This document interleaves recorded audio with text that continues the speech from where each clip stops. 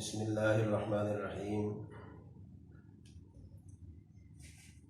قال اللہ تبارک و تعالی فی الکلام المجید، اعوذ باللہ من الشیطان الرجیم، بسم اللہ الرحمن الرحیم۔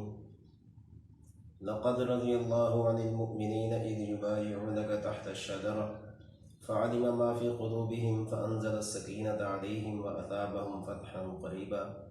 صدق اللہ العظیم۔ محترم سامعین، ذی الحجہ کا مہینہ ہے، اسلامی سال کا آخری مہینہ، اور اس کے بعد اسلامی سال کا پہلا مہینہ آ رہا ہے۔ رب ذوالجلال نے یہ عجیب تقسیم کی ہے کہ اسلامی مہینہ اسلامی سال جب ختم ہوتا ہے تو اس میں بھی قربانیاں ہیں، اور جب اسلامی سال شروع ہوتا ہے اس میں بھی قربانیاں ہیں۔ اب دیکھنا یہ ہے کہ اسلامی سال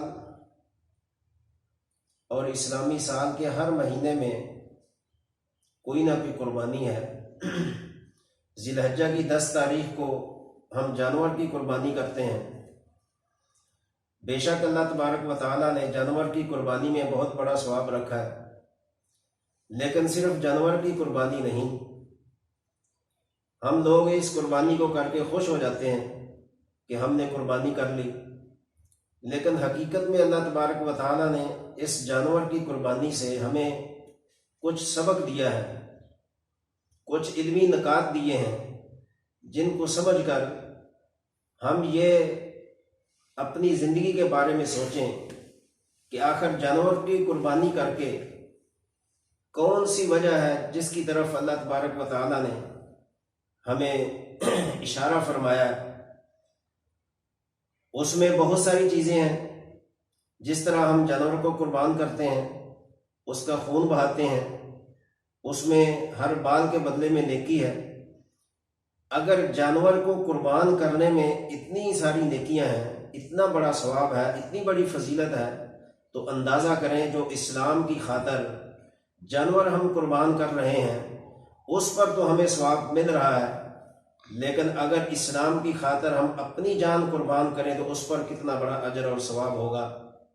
آج میں اسی طرف توجہ کرانا مناسب سمجھتا ہوں کہ ذی الحجہ کا آج مہینہ تقریباً گزر رہا ہے اور اس کی 18 تاریخ ہے۔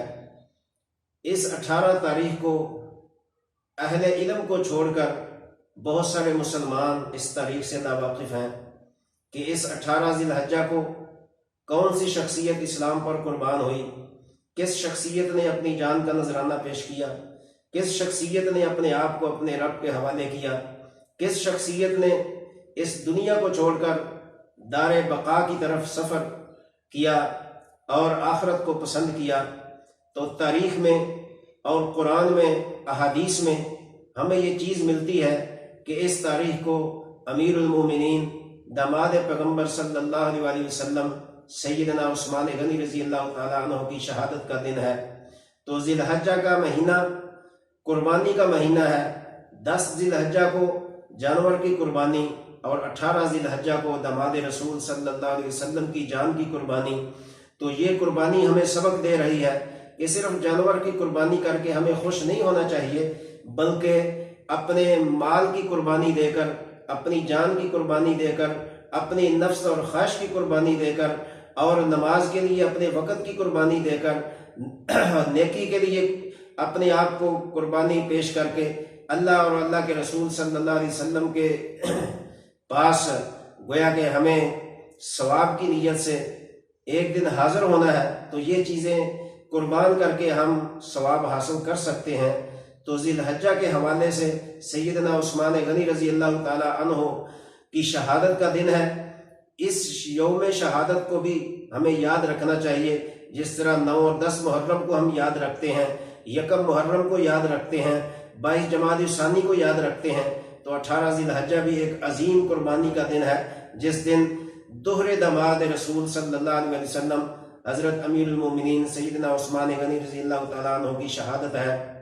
لہٰذا میں آج چند منٹوں کے لیے سیدنا عثمان غنی رضی اللہ تعالیٰ عنہ کی شہادت پر روشنی ڈالنے سے پہلے آپ کے چند فضائل آپ کے سامنے رکھنا ضروری سمجھتا ہوں، تاکہ آپ کو پتہ چلے وہ عثمان غنی رضی اللہ تعالیٰ عنہ کون تھے جن کا ذکر اللہ نے قرآن میں کیا، وہ عثمان غنی رضی اللہ تعالیٰ عنہ کون تھے جن کے نکاح میں رسول اللہ صلی اللہ علیہ وسلم نے یکے بعد دیگرے 2 بیٹیوں کو پیش کر دیا۔